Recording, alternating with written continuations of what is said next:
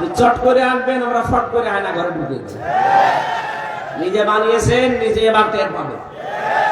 আবু জেহেল নবীর জন্য একটা কুয়া করেছিল, নিজে কুয়ায় পড়ে গেছে। আমার মনে হয় এর কপালেও তাই আছে। ওদের চট করে ঢুকে পড়ার আহ্বান জানাচ্ছে, আশা আকাঙ্ক্ষা পেশ করছে, ওসা বানিয়েছে, ওখানে ওকে রাখা হবে ইনশাআল্লাহ। ব্যারিস্টার আরমান 8 বছর ছিল, আপনি থাকবেন 18 বছর। আমার এনে গেছিল 10 দিন। 10 দিনে আমি শুকিয়ে গেছি।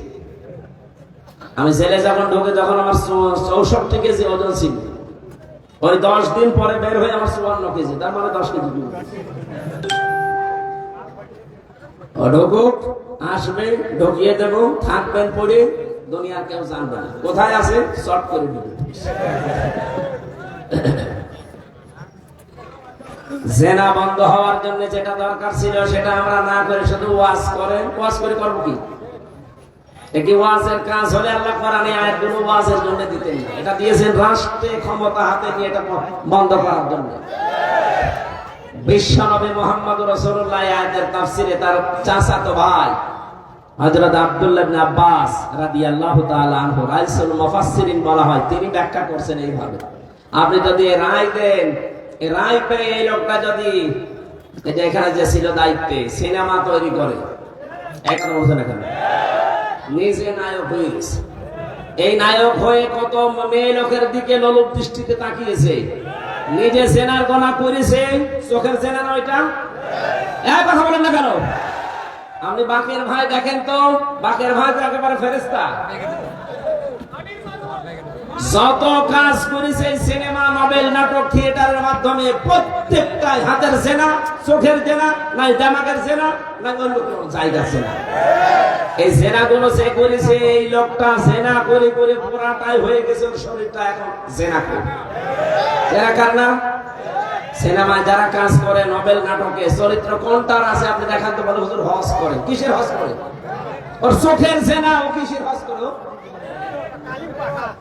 এই লোকটা ক্ষমতা পেলে অবশ্যই এরকম কিছু জেনার কারবার তৈরি করত। 200 কোটি টাকা দেওয়া হয়েছিল সিনেমা তৈরি করার জন্য। দেখে নাই মানুষ, এদেশের মানুষ গ্রহণ করে না, কারণ অধিকাংশ গুলো নিয়ম নীতি ঠিক হয় না, বানানো। মানুষ কি এখনো পাগল আছে? এই লোকটা ক্ষমতা পেয়ে যদি সিনেমা, নোবেল, নাটক, থিয়েটার এগুলোর অনুমোদন দিত, আপনার ওই রায়ের কারণে। কথা বলে না কেন? কিয়ামতের দিন আপনি দেখতেন নামের আগে লেখা আছে জেনাখোর, বলতেন আল্লাহ আমি তো জেনা করিনি। আল্লাহ পাক বলেন হ্যাঁ আমি জানি।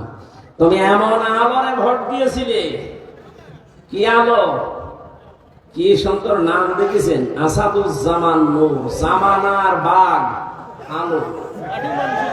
নামটা তো ভালো নাম, কাজটা করেছে যা যা সূক্ষ্ম ভাবে ইসলামকে ধ্বংস করার জন্য দেশে 10 জন তাদের করেছে। আপনি হয়তো টের পাচ্ছেন না, মনে করো কিছু জানি না। ও দাড়ি রাখা দরকাশের মতো, ও ঠেলায় পড়লে দাড়ি কেটে নম হয়ে যাবে। দাড়ি আপনি খায়রুল্লাহ নামে কাটান তো ফাঁসি হয়ে যাবে। মীর কাশেম আলীর মতো দাড়ি কাটাতে পারবেন না। কারণ দাড়ি আমরা মেকি দাড়ি না, লোককে দেখানোর জন্য রাখি না, এটা নবীর সুন্নাত মনে করে রাখি। আর কথা বলেন না কেন? জেনা করেন তখন আপনার আমল নামায় দেখবে যে জেনা, কি গো আমি তো জেনা করিনি। আল্লাহ বলেন আমি জানি জেনা করবে। কিন্তু এমন মানুষকে রায় দিয়েছিলে সমর্থন দিতে, এর একটা ক্ষমতা পেয়ে জেনার কারবার করেছিল, ওখান থেকে ফ্ল্যাক্সি লোড হয়ে তোমার আমল নামায় এসেছে। এখন তুমি জেনাকারের কাতারে দাঁড়াও। নীলফামারীবাসী জেনাকারের কাতারে কিয়ামতে দাঁড়াতে চান? যদি হযরত ইউসুফ নবীর কাতারে দাঁড়াতে চান, তাহলে খায়রুল্লাহ নামের পক্ষে আপনাকে থাকা এটা ফরজ। নামাজের মতো ফরজের কাজটা। বলে ভোট কোথায় আছে? আপনি কোরআন শরীফ নিয়ে আসেন। সূরা নিসা 5 নাম্বার পারা 6 নাম্বার পৃষ্ঠা 7 নাম্বার 6 নাম্বার লাইনে আছে, ইন্নাল্লাহা ইয়া'মুরু কুম আন তু'আদ্দুল আমানাতি ইলা আহলিহা। এই যে আমানাতি, এই বহু বছরের ব্যাখ্যায় আল্লামা শফি রাহমাতুল্লাহ আলাইহি উনি লিখেছেন আমানাত মানে ভোট। মারিফুল কোরআন নিয়ে আসেন, আমি বাংলায় দেখিয়ে দিচ্ছি। আমি আন্দাজে বলছি না, সব পড়ে বলছি। আর আন্দাজে বললে হবে, এরকম আলেম বসে আছে না, আপনি যে পান না ভোট কোথায় আছে, রায় কোথায় দেবেন, সমর্থন জানাবেন, সুপারিশ করবেন, ভোট দেবেন, এটা যদি কোরআনে না থাকে, কোরআনে আছে কি? এটা তো দুনিয়ার কাজ না। নেতা নির্বাচন করা দুনিয়ার কাজ, এটা আখিরাতের কাজ। এইটা দিয়ে আপনার আখিরাত তৈরি হবে। কারণ কিয়ামতে আল্লাহ এমন মানুষের পেছনে আপনাকে তুলবে যেই লোকটার পেছনে দুনিয়ায় আপনি ছিলেন। এটাকে আমি বানালাম। সূরা বানী ইসরাঈল 15 নম্বর পারা 8 নম্বর পৃষ্ঠা 3 নম্বর লাইনে 72 নম্বর আয়াত। এত দলিল দিয়েও মানুষের মন পায় না। আমি এত কিছু বলেন, এত দলিল দেওয়ার পরেও আমি আয়াত, পারা, পৃষ্ঠা, লাইন, রুকু, সূরার নাম, তাফসীরের নাম সব বলে দিই মানুষের সহজার্থে। এরপরও কিছু মানুষের মন খারাপ হয়, মনে মনে করেন না এটি বেশি বলে ফেললো, বেশি বলে ফেললে এরা আমরা ছাড়বে। কিয়ামতের ময়দানে ইয়াউমা নাদউ কুল্লা উনাসিন বিইমামিহিম, আল্লাহ পাক বলেন প্রতিটি মানুষকে আমি ডাক দেব তার নেতার সাথে। কার সাথে? নেতা যদি হয় আপনার এরকম 2 নাম্বার, ওর দিকে তাকিয়ে আল্লাহর রাগ হয়ে যাবে, তখন আর আপনার দিকে আল্লাহ তাকাবে না, সরাসরি ওর সাথে জাহান্নামে দিয়ে দেবে। কিন্তু নেতার চরিত্র যদি হয় হযরত ওমরের মতো, তার চেহারা যদি হয় আবু বকরের মতো, তাকে দেখলে আল্লাহ পাক খুশি হয়ে যাবেন, আপনার পর্যন্ত আর যাওয়া লাগবে না, ওকে যেখানে দেবেন আপনাকে ওখানে দিয়ে দেবেন। যেন আমরা ভুল করব না। সেনা বন্ধ করার জন্য ক্ষমতা দরকার, পাওয়ার দরকার, আইন তৈরি করে বাস্তবায়ন দরকার। সামনে যেহেতু আসতেছে, আল্লাহ পাক আমাদেরকে দিয়ে এরকম ভালো ভালো কাজে আঞ্জাম দেওয়ার তৌফিক দিন, বলেন আমিন। এবার আমি 3 নাম্বার যে বিষয়টা নেওয়ার জন্য বসেছিলাম ওইটা বলছি। এই খুব ভালো করে খেয়াল করবেন। রব্বুল আলামিন বলেন ওয়ালা ইয়াতিনা ওয়ালা ইয়াকতুলনা আওলাদাহুন্না ওয়ালা ইয়াতিনা বিবুহতান, সন্তান হত্যা করবা না। যে ভ্রূণ অনেকে নষ্ট করে ফেলেন, সন্তানটা পেটে যাবার পর যে মানুষগুলো খাদ্যের ভয়ে নিজের সাথে খাবারে বসবে এই ভয়ে যারা সন্তান হত্যা করে ফেলেন, এটা কিন্তু মানুষ হত্যা করার শামিল। শারীরিক কোন কারণে ডাক্তারের পরামর্শ নিয়ে আঁচল করা যায় আছে, কিন্তু সন্তান হয়ে যাওয়ার পরে ওটা যদি আপনি দুনিয়ার কোন ভয়ে নষ্ট করে ফেলেন, মেরে ফেলেন, মানুষ হত্যার গোনা নিয়ে কিয়ামতে ওঠা লাগবে। এটা আইন পাস করার দরকার, কিন্তু আইন পাস করার সিস্টেম এখন আমাদের হাতে আসেনি। এজন্য আমরা নিজেরা সচেতন হব, আমরা যেন এরকম কোন হত্যার সাথে শরীক না হই। আচ্ছা, বাবার অপরাধের কারণে অনেকে সন্তানের দিকে আঙ্গুল তুলে তাকাচ্ছে, সন্তানের অপরাধের কারণে তার পেটে যেটা আছে ওর দিকে ইঙ্গিত দিচ্ছে। 15.5 বছর আমরা এটাই দেখেছি। যাদের বয়স 70 আপনি তাদেরকে যদি রাজাকার বলতেন মেনে নিতাম। যাদের বয়স 40, স্বাধীনতার প্রায় 11 বছর পরে জন্ম, আপনি তার এই গালি দেন কি হিসাবে? এমনকি তার বইয়ের পেটে যে সন্তান আছে ওইটাকেও বলে ওটা চেতনায় রাজাকার হবে। দাদার পরে বাবা, বাবার পরে নাতি পেটে আছে, ওইটা যদি চেতনায় হয়, তাহলে এতদিন পর্যন্ত আপনারা যা করেছেন মানুষ হত্যার নাম নিয়ে, গুমের নাম নিয়ে, খুনের নাম নিয়ে, এদের এখন যারা আসবে এরাও চেতনায় গুমকারী, হত্যাকারী। বহতান শব্দটা কোরআনে কারিমে একটা ভয়ঙ্কর শব্দ পেয়েছি আমি কোরআনে। কোরআন পড়ি আমার কাছে আশ্চর্য 2টা বিষয় লেগেছে, একটা হচ্ছে জুলুম আর একটাই বহতান। আল্লাহ পাক বলেন তোমরা যে দোষ যে করে নাই তারে ওই দোষ দিয়ে দোষী বানিয়ে দুনিয়ায় কলঙ্কিত করবা না। অথচ 15.5 বছর এটা সব চাইতে বেশি হয়েছে, এটা আমার নামে। একটা চালিয়ে দিয়েছে, আমি নাকি আইএস, আমি নাকি বাংলা টিমের সদস্য। আমরা যদি বলতো এই শিবিরের লোক, জামাতের লোক, তাহলে একটা মেনে নেওয়া যেত। কথা বলছে না? এমন একটা নাম দিয়েছে, জীবনের নাম আমি শুনিনি যে আইএস কারে বলে। আনসারুল্লাহ বাংলা টিমের সদস্য কি এটা আমি জানি না। আন্দাজে 10টা দিয়ে যে 3টা বছর আপনি জেলে আমারে রেখে দিলেন, প্রমাণ তো হয়েছে যে না আমি দলে নেই। কয়েকদিন আগে আমার মামলা সব খারিজ হয়ে গেছে। বিচারপতি বলেছে কোনো দোষের ভেতরে পাওয়া যায়নি, পুরাপুরি মুক্ত করে দিলাম। তাহলে আমি যেহেতু নির্দোষ প্রমাণ হয়েছে আদালতের মাধ্যমে, আমার কোনো দোষ পাইনি, যে মামলা দিয়েছিল মামলার সাথে আমার ন্যূনতম কোনো সম্পর্ক নেই। তাহলে মামলার আয়ু থেকে শুরু করে একেবারে উপরের চেয়ার পর্যন্ত যারা এর সাথে টপ টু বটম জড়িত, প্রত্যেকের এভাবে 3 বছর এখন জেল খাটানো উচিত।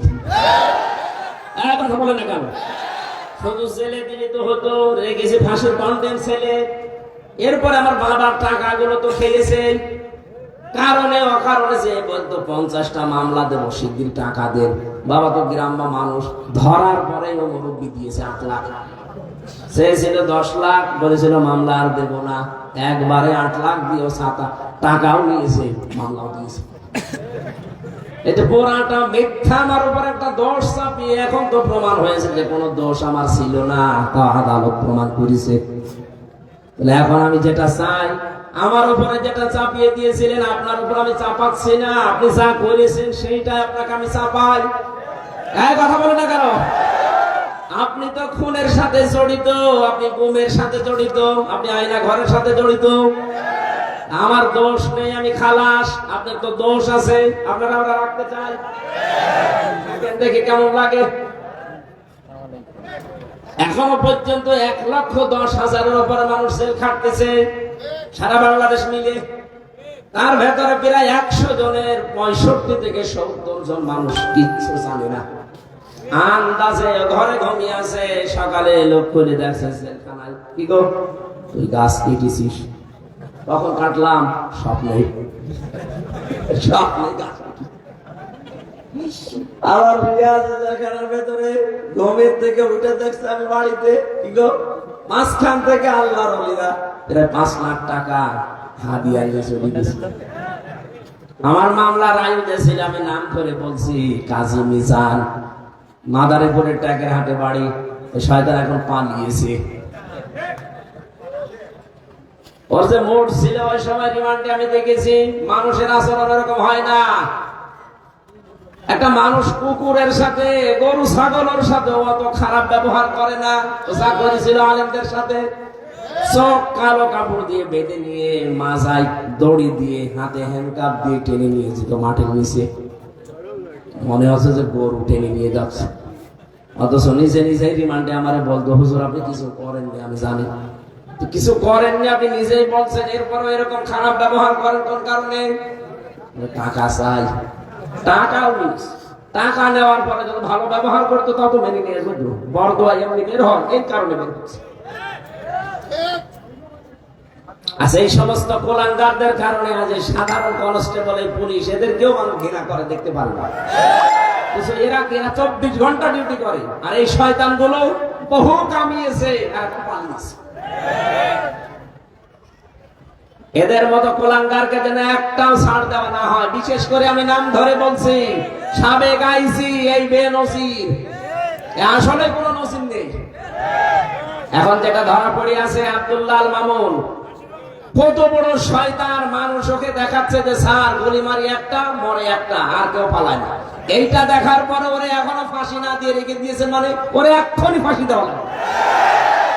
আর যারা দেখিয়েছে ওই কামাল, কিসের মাল, ওরে এখন কামাল বানানো দরকার। নির্ভেজাল টাটকা শয়তান ছিল এগুলো, শুধু মদের আর নারীর উপর থাকবে। কোন চরিত্র আছে এই মানুষগুলো? বললে অনেক পুলিশ ভাইদের মন খারাপ হয়, হ্যাঁ এত নেকেট কথা বলে। নেকেট কি দিয়েছেন? ও যা করেছে ওকে মানুষের আচরণ বলে। জঙ্গির নাটক সাজিয়ে, যে মনিরুল, এই লোকটা আন্দাজে জঙ্গির একটা নাটক সাজিয়ে বাইরের দেশকে দেখাতে যে দেশের জঙ্গি আছে। কিসের জঙ্গি আছে? 3টা বছরে জেলখানার ভেতরে কোনো জঙ্গি পায়নি, এগুলো জঙ্গিও সাজিয়েছে। ভারতকে আর আমেরিকাকে দেখাতে চেয়েছে দেশে জঙ্গি আছে। আমাদের আপা না থাকলে আপনারা বাঁচবেন না, এই ধোকা দিয়ে বোকা বানিয়ে রেখেছিল। এখন কিন্তু তারা টের পেয়েছিল পুরাটা তো ধোকা। এই জন্য এবার আর রাজি হয়নি, এবার গণেশ উঠিয়ে গেছে। হ্যাঁ, কথা বলছেন না?